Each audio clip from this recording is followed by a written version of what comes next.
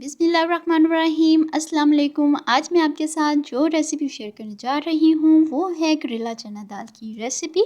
ये बहुत ही आसान और बहुत ही मज़े की बनती है। जहाँ करेले खाना कोई पसंद नहीं करता इसकी कड़वाहट की वजह से, मगर आप इस रेसिपी को ज़रूर ट्राई कीजिएगा। बड़ों के साथ और बच्चों के साथ ज़रूर शेयर कीजिएगा। करेले के फ़ायदे देखते हुए हम चाहते हैं बड़ों के साथ साथ बच्चे भी ज़रूर खाएँ।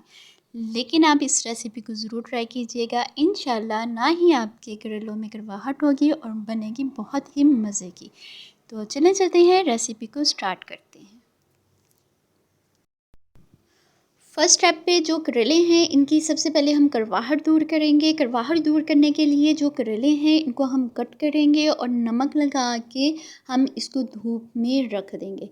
3 से 4 घंटे के बाद हम इसको अच्छी तरह वॉश करेंगे और वॉश करने के बाद हम एक कपड़ा लेंगे, मलमल का हमने कपड़ा लेना है और उसके अंदर तमाम जो करेले कट करके रखे हुए थे इसको डाल देंगे और करेले के अंदर जो पानी है वो अच्छे से दबाकर हम निकाल देंगे और पानी के साथ साथ जो कड़वाहट है वो भी करेलों में निकल जाएगी। तो आप यहाँ पे देख सकते हैं करेलों में जो पानी है वो निकल चुका है और ये बिल्कुल ड्राई हो चुके हैं, मतलब ये बिल्कुल इसकी कड़वाहट ख़त्म हो चुकी है। अब हमने क्या करना है, हम एक कढ़ाई लेंगे, कढ़ाई में ऑयल ऐड करेंगे। इतना ऑयल ऐड करेंगे जहाँ पे जो करेले हैं वो डिप हो जाए। यहाँ पे जो फ्लेम है वो बिल्कुल हम मीडियम रखेंगे, ना ही हम हाई रखेंगे और ना ही हम स्लो रखेंगे। मीडियम फ्लेम पे ही हम इसको अच्छे से फ्राई करेंगे। और याद रखिएगा करेलों को हम बहुत ज़्यादा डार्क फ्राई नहीं करना, बिल्कुल मीडियम फ्राई ही हम करेंगे ताकि इसका जो टेस्ट है वो बरकरार रहे। अगर हम डार्क फ्राई करेंगे तो इसका जो कलर है, जो टेस्ट है वो चेंज हो जाएगा। बहुत ही कम टाइम में ही जो करेले हैं वो फ्राई हो जाएंगे। तो आप इसका टेक्सचर देख सकते हैं, हमें इसको ज़्यादा डार्क नहीं करना। आप ये चेक करें, इतना ही हम इसको डार्क करेंगे और हम इसको निकाल लेंगे अब प्लेट में। यहाँ पे आप करेलों को फ्रीज़ भी कर सकते हैं।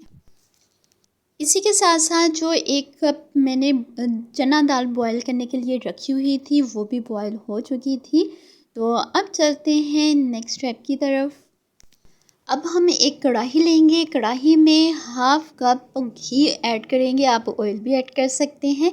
इसके बाद हम इसमें ऐड करेंगे 4 प्याज जो स्मॉल साइज़ में हमने कट करके रख लिए थे, वो हम ऐड करेंगे और तब तक हम इसको फ्राई करते रहेंगे जब तक इसका जो कलर है वो चेंज ना हो जाए। हम इसको ज़्यादा ब्राउन कलर नहीं देंगे। अब यहाँ पे प्याज का कलर चेक कर सकते हैं, ना ही ज़्यादा डार्क है और ना ही ज़्यादा लाइट है। इस स्टेप पे हम 4 टमाटर ऐड करेंगे, आप इससे ज़्यादा भी ऐड कर सकते हैं। जितना टमाटर इसमें हम ऐड करेंगे उतना ही जो हमारा ये करेले दाल की रेसिपी है वो ज़्यादा अच्छे से बनेगी।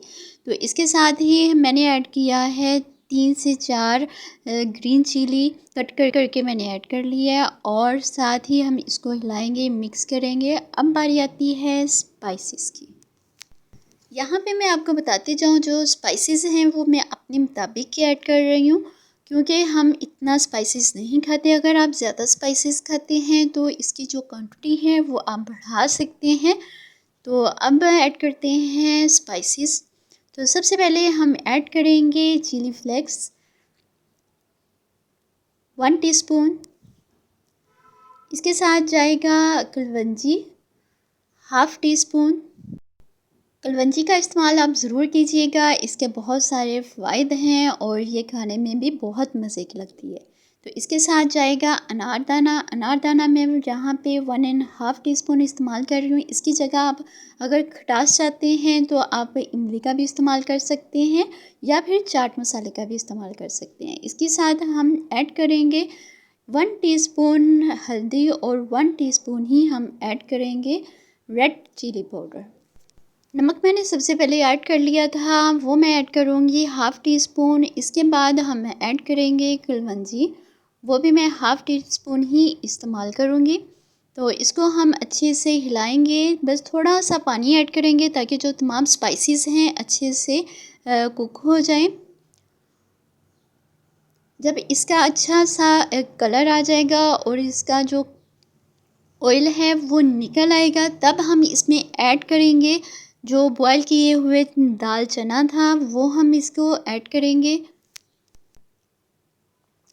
इसको अच्छे से मिक्स करेंगे और तब तक हम इसको पकाते रहेंगे जब तक इसका जो ऑयल है वो निकलना शुरू ना हो जाए।